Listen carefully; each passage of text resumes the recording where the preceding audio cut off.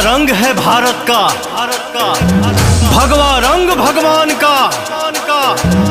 भगवा पहिर के नाचे भक्ता, मंदिर बने अरमान का। बोलो जय श्री राम।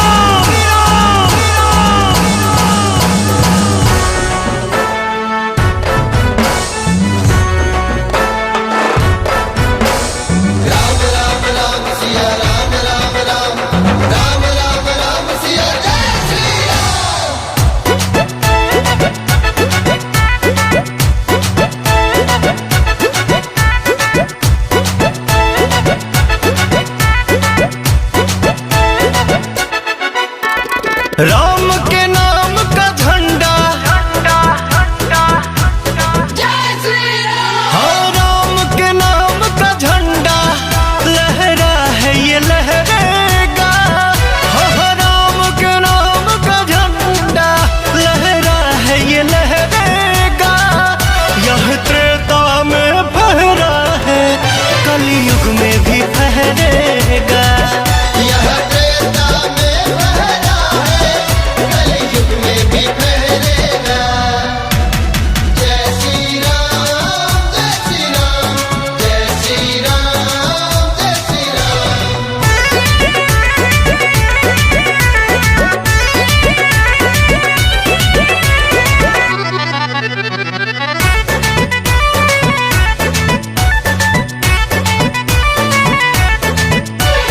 हिंदुस्तान की धरती क्यों नहीं जय श्री राम कहेगी।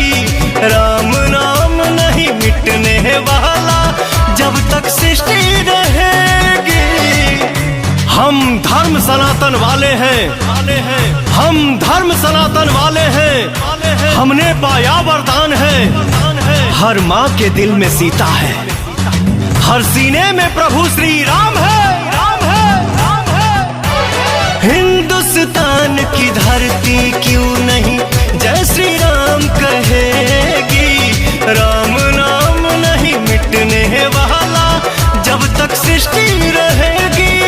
इतिहास गवाह रहा है, ठहरा है न ठहरेगा।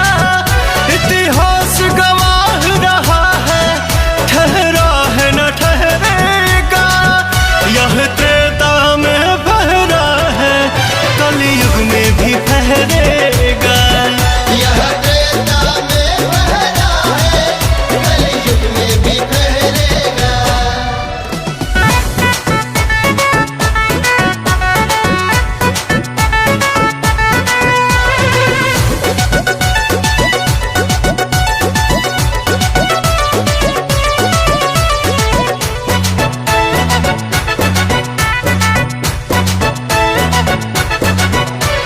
बोल रही है गंगा, बोल रहा है पर्वत सागर।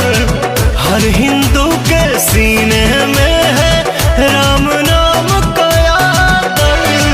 हम मंदिर वहीं बनाएंगे, हम मंदिर वहीं बनाएंगे। कसम धरती माँ की है, अयोध्या तो एक झांकी है, अभी काशी मथुरा बाकी है। हाँ बोल रही है गंगा, बोल रहा है पर्वत सागर। हर हिंदू के सीने में है राम नाम का आदर। कहे विनय पवन अब सेवक हर घर से बहरेगा। कहे पुतुल दीपक अब सेवक हर घर से बहरेगा। यह